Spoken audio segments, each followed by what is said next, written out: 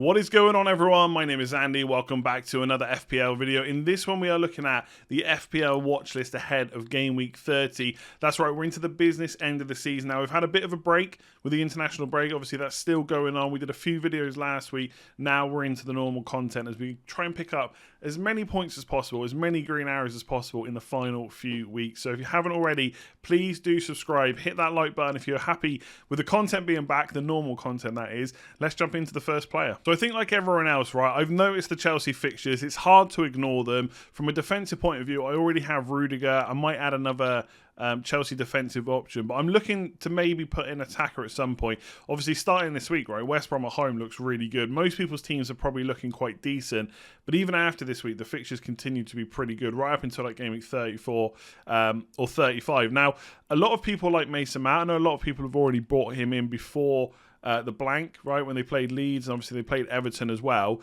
I'm still not quite convinced by him as an FPL option, right? And I think I said this right at the start of the season. You have to differentiate sometimes between great players and great FPL players. And I'm not sure Mason Mount is going to score enough attacking returns for me to warrant putting him in my side. I might be wrong about that, and I'm sure a lot of people or a lot of you watching have got him, and that's absolutely fair enough. But I'm kind of looking towards Havertz now. Part of this is obviously because he's playing number 9. We haven't really seen too much from him this season, not consistently anyway. Had COVID, I think he had an injury as well. Obviously played under Lampard in different positions. Like when he came in, he was playing on the right, then the middle, then the left, and it was all a bit weird. And now potentially Tuchel has found his, not necessarily his best position, but the position that he wants him to play in, which is number 9. Not necessarily even a false 9, I think he said, just a pure number 9. And I've got some quotes on what Tuchel said about him. And this isn't a new position, right? At Bayer Leverkusen, he played there. He also played as a number 10. And Tuchel's basically said this. So this was talking after the Leeds game, which came after Everton. So he said it was pretty much the same role that Havertz had against Everton, said Tuchel, who felt that the Blues created enough chances, blah, blah, blah. I feel that Kai feels very comfortable in high positions.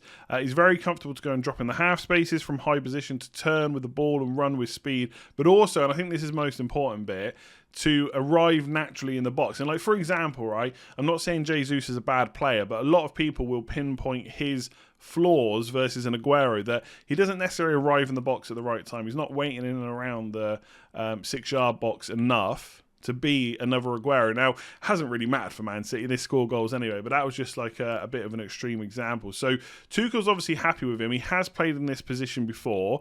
The downside for me right now of choosing the Chelsea attacker is they haven't yet found that spark of how they're going to score plenty of goals, right? The way they're set up is not to concede, and they're doing an extremely good job of that. I've talked already about a double or a triple up on defence being extremely viable as long as you can get out of it when the fixtures turn a little bit.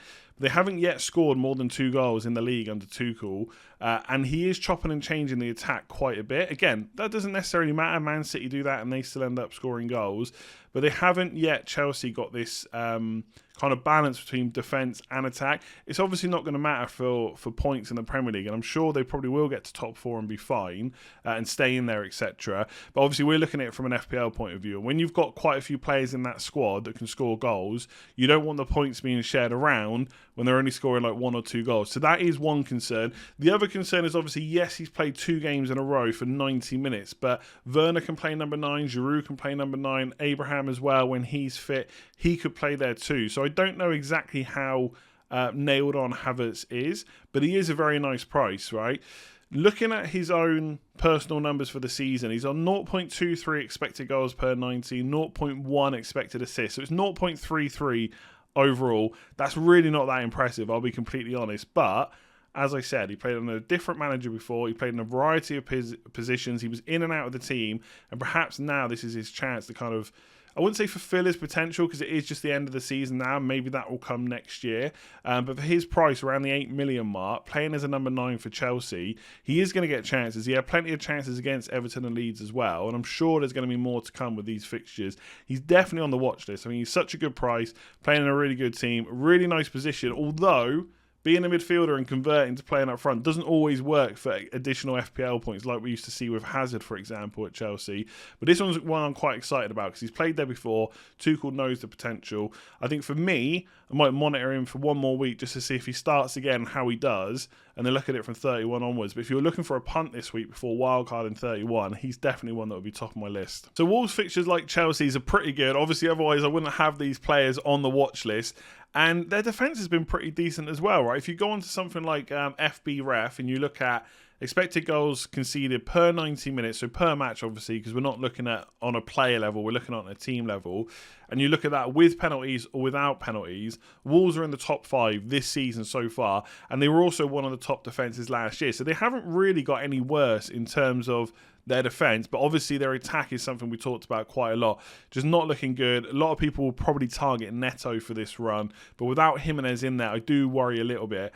But potentially in the market for a defender, whether or not I buy a Chelsea one or not, and I think with Chelsea I'll probably side towards going for Mendy in goal rather than going for a second outfield defender. So potentially there is a spot for Cody. West Ham at home, whether or not you bring him in for that, I'm not sure. It's a difficult enough fixture. I think if you're wildcarding this week, you absolutely can. Then it's Fulham, Sheffield United, Burnley. They've got a couple of nice fixtures after that as well. So it's looking pretty good. I think it's West Brom and Brighton after game week 33. So from a defensive point of view, it's about as good as it gets, right? Sheffield United, Burnley, Fulham, not fantastic attacks, and West Brom certainly not either. Now, when you buy a defender, yes, clean sheets are the bread and butter, but you do want a bit of goal threat where possible. And we know the Wolves defenders in the past have been great for goal threat, specifically Saiss. Now, this was at a time when Cody just, for whatever reason, did not go forward for corners. And then he scored that goal for England, didn't he? And he seems to have since then been going forward for set pieces and getting on the end of some as well. So I've had a look. It seems to be him, Bolly and Saiss that are playing the majority right now. And over the season, both Saiss and Bolly have had more shots in the box or just general shots than Cody. But obviously now Cody's been going up a little bit more. So I looked over a bit more of a shorter term. And you shouldn't necessarily do that because it can skew your thinking a little bit. But in this case, I know that he hasn't constantly been going up for corners and set pieces all season. So I looked at the last 6. Now, Bolly is still having a lot more shots than the other two. So arguably, he would be the better defender to go for. Maybe even Semedo as well. Not necessarily for, obviously, set piece threat, but from open goal threat, playing as a right wing back. He is getting forward. He's getting a few shots, creating a few chances, etc. But for me, I don't, even if I'm buying a Wolves defender with these great fixtures, I don't want to spend too much money. Usually a defender has to have an extremely good reason to pay more for, like much better goal threat. So for example, right, if Alonso was nailed on, I've said this before, then he would be worth the extra over like a Rudiger, for example, but he's not nailed on. For Wolves, I'm just not sure that Bolly or Semedo are worth it. So then it comes down to Saiss and Cody, and in the last 6, Cody's actually had more shots in the box than Saiss. Now, I'm not saying you don't go for Saiss, but Cody's pretty much nailed on as you're going to get. So he right now is the one for me. And he's also 0.1 million cheaper than Saiss. So he's 4.8 million. I think that's a really good price. The only kind of downside, maybe people are talking about Wolves being on the bench soon. Not on the bench, on the beach soon. And I'm not quite sure that's going to be completely true. They've still got some games to win. And they've got some very, very, not just winnable games, but clean sheetable games. It's not even a word, I know.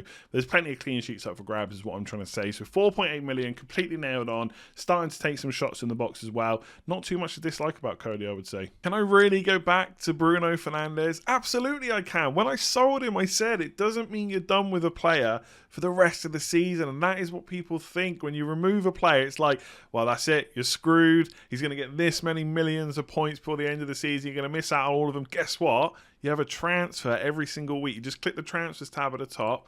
You change one player out, put one player in, confirm the transfer, job done. He's back in your team. So I am thinking about Bruno Fernandes because I am not naive enough to think that Kevin De Bruyne is not under a bit of risk of rotation with Man City in the Champions League, right?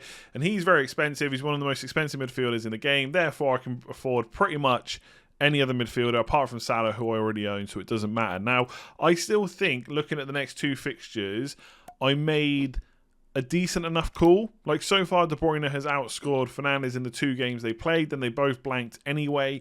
And I wouldn't have sold Fernandes in game week 29, in the blank, and I didn't sell De Bruyne either. Obviously, he's had Man City, the penalty, I think it was 10 points, then nothing against West Ham and nothing in game week 29. I think Brighton, although I've got it down as green, I don't think it's that easy. And then it's Spurs away. Now, Fernandes is going to miss his Portugal's last game because I think he's suspended. And after the Spurs game, it's Burnley at home and Leeds away. So that's when I'm looking at buying him. Now, as always with these watch list videos, it is around my team because obviously I'm not going to talk about players I already own. But it's also on my strategy. So if I do free hit in game week 33, there is less need for Bruno Fernandes because that is really the game where I'd maybe think about captaining him. As it stands right now, I'm not going to captain him in game week 30 because I'm probably going to go for Kane. I'm not going to captain him in game week 31. I'll probably go for De Bruyne against Leeds and just risk that he plays. I've still got to kind of think about that one. If not, I'd probably rather go for Salah against Villa than I would for Fernandes against Spurs. Game week 32 is a little bit trickier because that's a pretty good game against Burnley. I think Burnley's one of those fixtures where I see it on the list for Man United and I think, well, that's going to be tough. But actually, I keep saying how easy it is for people. They keep letting in lots of shots. They have been conceding goals. They conceded 4 to Spurs. If Man United get it right, there is goals in that game. So for 32 and 33, it looks pretty good. But I don't see me captaining him very much for the rest of the season. Now, that seems like a strange thing to say, given that he's scored so many points this year and is the top scoring player. But I think I've just got to back the fixtures like I have been all season. And Fernandes is not kind of near the top of that. But Kevin De Bruyne is potentially going to be an issue for me sooner rather than later because the more games City win in the league, etc., the further they go in the Champions League, we know what Pep is going to prioritise. Now, if I don't go for Fernandes with that money, because I don't have to spend it all, but I would look at the top midfielders just in case. There's also Mane, right? Now, straight away, the thought is I've already got Salah. I might as well just get Jota. Absolutely. I don't think a triple up is out of the question, although that's not usually how I would play the game.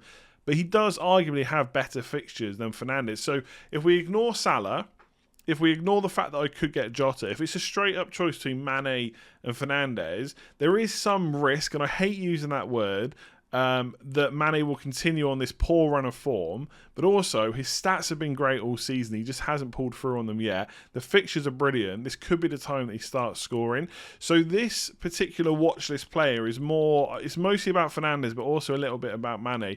But it's mostly centered around getting rid of Kevin De Bruyne over the next few weeks.